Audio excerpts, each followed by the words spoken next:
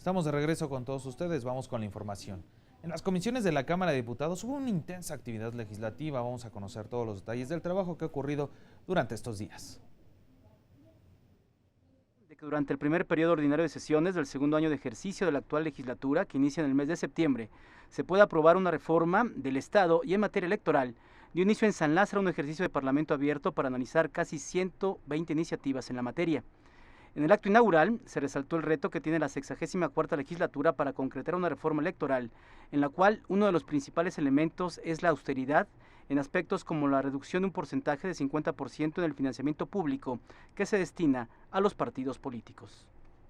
Hemos observado que las premisas de austeridad y eficacia en el funcionamiento del sistema electoral son otros elementos esenciales que debemos de considerar de manera destacada en la reforma que tenemos enfrente. Lo anterior porque el ambiente social demanda que el ejercicio de la función pública sea congruente, sea discreto, optimice al máximo los recursos públicos y no exista duplicidad de funciones. Damos por hecho de que nuestra democracia es muy cara, de las más caras del mundo, y no cuestionamos si se puede hacer más con menos recursos. Tiene que haber una optimización del costo de los órganos electorales en el país. Tiene que haber una disminución en el costo también de organizar las elecciones. Reducir los costos de las elecciones, eventualmente minando las reglas, los procedimientos y las instituciones que construimos para inyectar certeza por un tema de costos, me parece que sería no tener claras las prioridades y abrir la puerta a un pasado superado, cuando apenas hace 30 años las elecciones eran el principal de los problemas nacionales. En las mesas de análisis también se debatirá sobre la revocación de mandato y la consulta popular establecida en el artículo 35 de la Constitución Política Federal. No ha habido ninguna consulta sobre la base de lo que marca el artículo 35 de la Constitución. Son 7 candados, ni Jaudini los puede abrir. Entonces, todas las solicitudes que han hecho diversos partidos políticos han topado con pared. Por lo tanto, tiene que reformarse el artículo 35 de la Constitución para que de verdad pueda haber consultas. Las modificaciones a la Ley General del Sistema de Medios de Impugnación en materia electoral, que data de 1996, y la pertinencia o no del funcionamiento de los órganos electorales de los estados, los OPLES, son otros de los aspectos que estarán a discusión. Desde entonces, no ha sido alineada a las últimas reformas en materia electoral. Por ello es claro que este ordenamiento debe replantearse y actualizarse para crear condiciones adecuadas de acceso a la jurisdicción que además permitan el ahorro de recursos del Estado y del propio justiciable. Ahora, ¿qué vamos a hacer? ¿Nos vamos a quedar con las OPLES? La facultad del INE es nacional, que lo discutimos tanto, que sí que tiene, no federal, que tiene autoridad sobre los estados, sobre los municipios, sobre todas las autoridades del país. ¿La puede ejercer o no la va a ejercer? Valorar y proyectar la trayectoria y perspectiva de las instituciones electorales de México y también de nuestro sistema de partidos. Será a través del diálogo, sin prisas, pero sin pausa, que será posible construir los consensos que doten a una eventual futura reforma electoral de la legitimidad que sustente su puesta en acción y su permanencia en el tiempo. Para Noticias del Congreso, Gerardo Montes. En el Palacio Legislativo de San Lázaro continuaron los trabajos del Foro de Parlamento Abierto para la Reforma del Estado y Electoral. En la mesa 3, académicos discutieron sobre cuáles son los principales cambios jurídicos. Se refirieron a la austeridad republicana, la atención de los problemas sociales e incluso la propuesta de desaparecer las OPLES. Uno de los temas a resolver en esto es abordarlo y ver la Federación Mexicana desde las 3 perspectivas, la perspectiva normativa, la perspectiva constitucional y la necesidad económico-social de la entidad federativa, para no caer y no seguir cayendo en este centralismo como tal, y tratar quizá de encontrar un mecanismo en donde se le siga dejando este espacio a las entidades federativas. y desaparecer totalmente a los organismos electorales estatales y a los tribunales electorales. ¿Por qué? Porque hay que desaparecerlos. No solamente es por mi voluntad caprichosa o por mi opinión arbitraria, hay que desaparecerlos porque los gobernadores siguen manteniendo un control muy importante sobre ellos.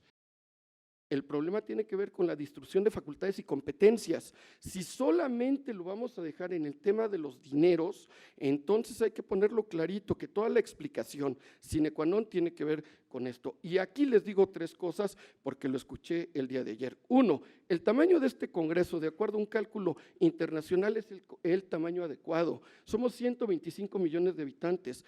Los congresos se calculan como la raíz cúbica de la población. Multipliquen 500 por 500 por 500 y les da 125 millones. El principio de constitucional de certeza, esto es, la democracia parte de que existan reglas claras, el principio de eficacia y eficiencia en lo administrativo y jurisdiccional que se refleja justamente en la austeridad y en un ejercicio responsable del presupuesto, el fortalecimiento de los tribunales locales. En el marco del Parlamento abierto en materia de reforma del Estado y reforma electoral, continuó la mesa 4, análisis del sistema de fiscalización y austeridad de los gastos pues como principio constitucional. Vamos a ver cómo se desarrollaron estos trabajos.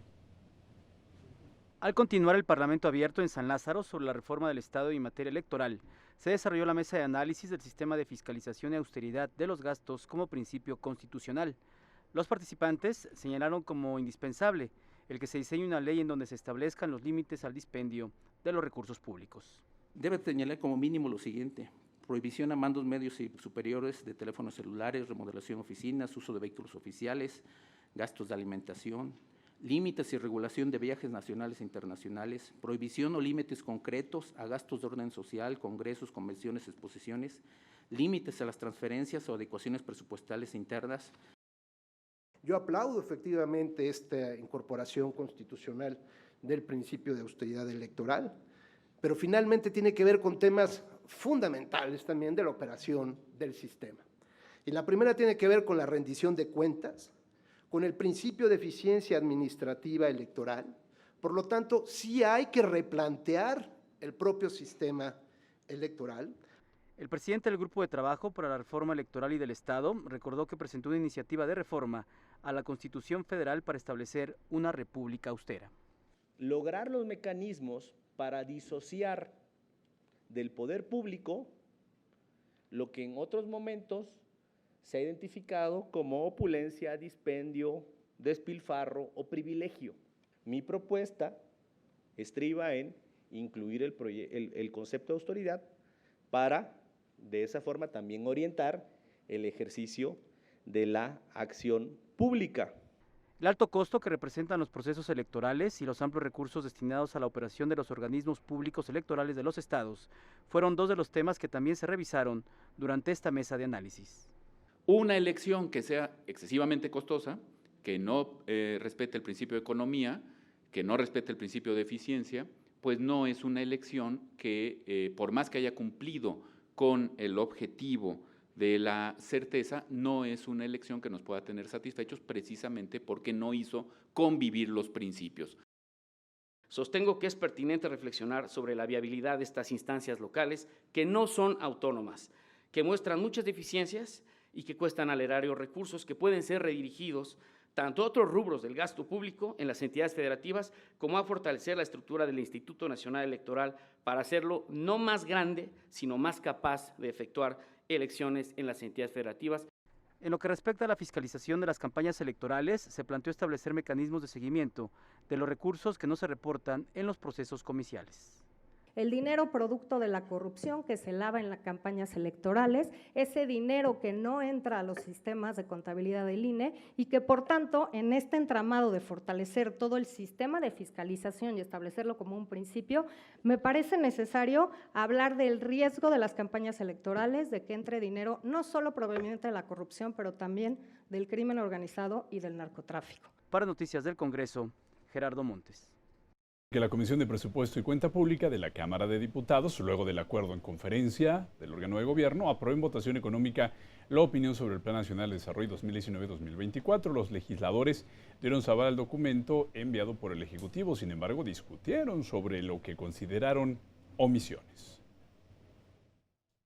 Con una política enfocada a una igualdad entre los mexicanos. El documento que hoy se envía detona primero la seguridad nacional, el asunto de infraestructura, pero sobre todo el rescate al campo. Por eso creemos que este plan, que es el documento rector que va a regir en el país durante 6 años, cumple con lo que se requiere.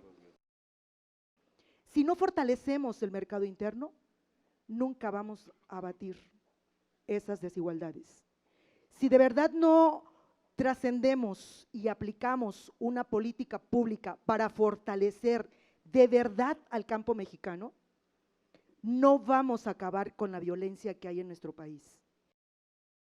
Que desde nuestro espacio tendremos que estar cooperando, colaborando, de tal manera que incorporemos más temas que desde nuestro punto de vista son muy sensibles y que hoy no se lograron incorporar y no se consideraron importantes. Este es un plan nacional de desarrollo histórico. Vamos bien en estos primeros meses. Claro, hay infinidad de problemas. Yo respeto la opinión de todos, pero no veo a México agazapado ante nadie. Se están haciendo las cosas correctas, ya que alguien habló del problema del flujo migratorio. El presidente de la Comisión, Alfonso Ramírez Cuéllar, detalló que se le pide al gobierno federal se tomen en cuenta los impactos en el presupuesto de la nación. Esta comisión determina que el Plan Nacional de Desarrollo 2019-2024 cumple con los fines contenidos en la Constitución Política de los Estados Unidos Mexicanos. Tercero, se solicita incorporar en las políticas públicas y programas de gobierno relacionados con el Plan Nacional de Desarrollo las conclusiones expuestas en el presente documento, además de las proyecciones presupuestarias y de gasto necesarias para garantizar el cumplimiento de los objetivos de desarrollo. En el estado de Nuevo León se llevó a cabo el segundo foro regional para el análisis del Plan Nacional de Desarrollo 2019-2024, encabezado por el presidente de la Junta de Coordinación Política de la Cámara de Diputados, Mario Delgado Carrillo. Estuvo además acompañado por la diputada Tatiana Cloutier Carrillo, quien moderó las intervenciones. ¿Qué es el Plan Nacional de Desarrollo? La ruta que se plantea para nuestro país en los siguientes 6 años. ¿Y por qué no abrirla? ¿Por qué no discutirlo? ¿Por qué no escuchar a todos los sectores productivos, a los académicos, a gobernadores, a todos los interesados en este tema, que sin duda son muchos, que manifiesten, que expresen su opinión? El gobernador de Nuevo León, Jaime Rodríguez Calderón, participó en el acto inaugural de este foro y señaló lo siguiente. Tenemos que entender que la parte más importante implica en que el país tiene que desarrollarse de manera más veloz en algunos lados, en algunas regiones.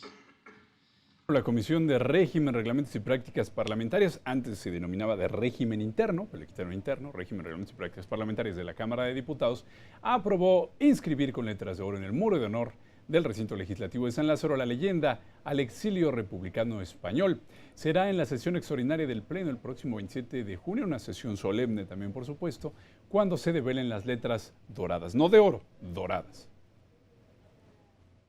El exilio español en México cumple con todos los requisitos para merecer su inscripción en el muro de honor, toda vez que el homenaje se estará otorgando a la visión humanitaria de nuestro país y a las aportaciones culturales, democráticas, sociales y económicas que se lograron con la integración de más de 20,000 exiliados entre 1939 y 1942.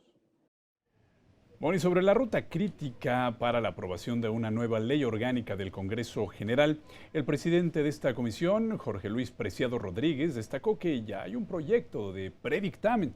Detalló que el documento contempla diversas iniciativas y dio un plazo de 15 días a los miembros de la Comisión de Reglamentos para emitir sus aportaciones. Ya regulamos cosas como Congreso General, que no estaba regulado, Comisión Permanente, que no estaba regulado, diferenciar entre lo que es el trabajo parlamentario del Congreso y lo que es las áreas administrativas, ¿verdad? Lo que son los centros de estudio que apoyan al Parlamento y lo que son las áreas del Servicio Civil de Carrera.